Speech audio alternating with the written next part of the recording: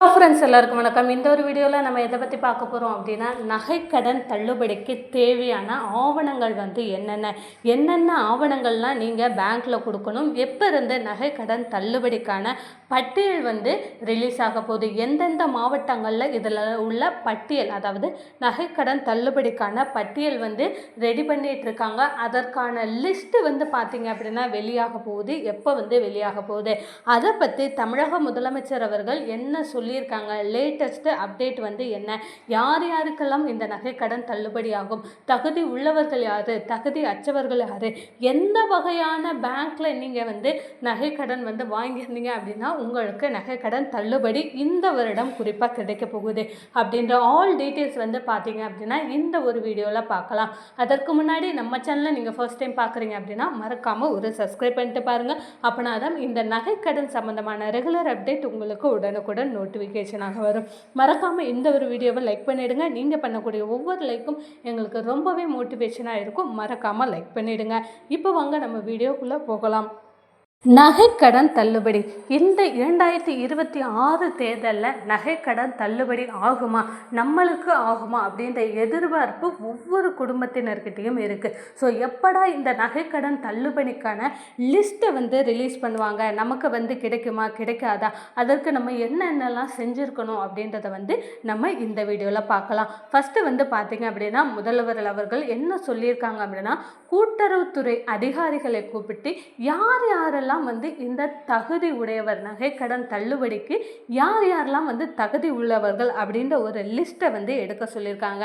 So அந்த லிஸ்ட்டில் உள்ளவங்களுக்கு மட்டும்தான் இந்த வருடம், இந்த 2026 வருடம் நகைக்கடன் தள்ளுபடிக்கான வாய்ப்புகள் அதிகமாக இருக்குது. ஸோ அந்த லிஸ்ட்டில் யார் யாரோட பேரெல்லாம் இடம்பெறும். ஸோ நம்மளும் தகுதி உடையவர்களாக ஆகணும் அப்படின்னா அதற்கு நம்ம என்னென்ன விஷயங்கள்லாம் செஞ்சுருக்கணும், என்னென்ன விஷயங்கள்லாம் செஞ்சுருக்க கூடாது அப்படின்ற டீட்டெயில்ஸை நம்ம ஃபஸ்ட்டு பார்க்கலாம். ஃபஸ்ட்டு இந்த வருடம் பார்த்தீங்க அப்படின்னா முக்கியமாக எலெக்ஷன் வரக்கூடிய காரணத்தினால நகைக்கடன் தள்ளுபடி அப்படின்றது மிக பெரிய எதிர்பார்ப்போட காத்திருக்கு. ஸோ நகைக்கடன் தள்ளுபடி அப்படின்றது நிச்சயம் ஆகும். ஆனால் 2021 நிறைய முறைகேடுகள் நடந்தது. நகையை ஒரே குடும்பத்தை சேர்ந்தவங்க 2 பேர் 3 பேர் வெவ்வேறு வங்கிகளில் வச்சுக்கிட்டு இந்த மாதிரி நகைக்கடன்லாம் பண்ணாங்க. ஸோ அதனால் கவர்மெண்ட்டுக்கு நிறைய லாஸ் ஆன காரணத்தினால இந்த வருடம் குறிப்பாக இந்த 2026 தேர்தல் வாக்குறுதியில் தகுதி உடையவர்களுக்கு மட்டும்தான் இந்த நகைக்கடன் தள்ளுபடி அப்படின்றத சொல்லியிருக்காங்க.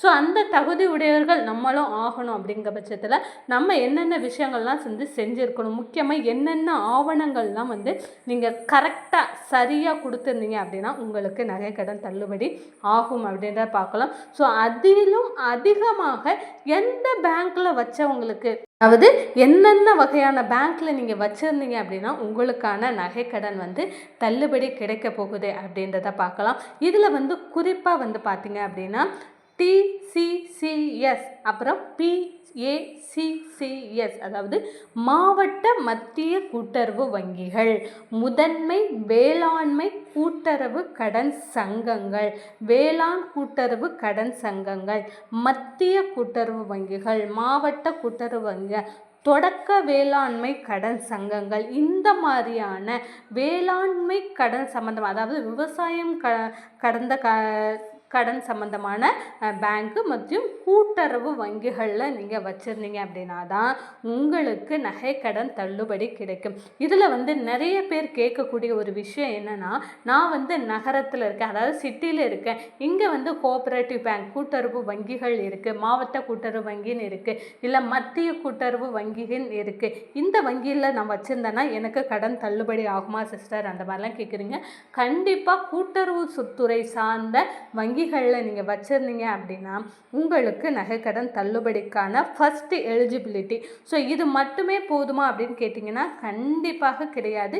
இதை விட அதிகமான நிறைய விஷயங்கள் இருக்குது. ஸோ எல்லா நிபந்தனைகளுக்கும் உட்பட்டவராக நீங்கள் இருக்கிற பட்சத்துலாம் நகைக்கடன் தள்ளுபடி அப்படின்ற ஒன்று கிடைக்கும். ஸோ இதுக்கு முக்கியமாக என்னென்ன விஷயங்கள்லாம் உங்களுடைய பேங்க் முதலாளிக்கிட்டேயோ இல்லை பேங்க்கில் நகைக்கடன் வாங்குபவர்கிட்டையோ நீங்கள் என்னென்ன டாக்குமெண்ட் எல்லாம் கொடுத்துருக்கணும் அப்படின்றத பார்க்கலாம். ஃபஸ்ட்டு வந்து பார்த்திங்க அப்படின்னா நம்ம ஆதார் கார்டு கம்பல்சரி கொடுத்துருப்போம்.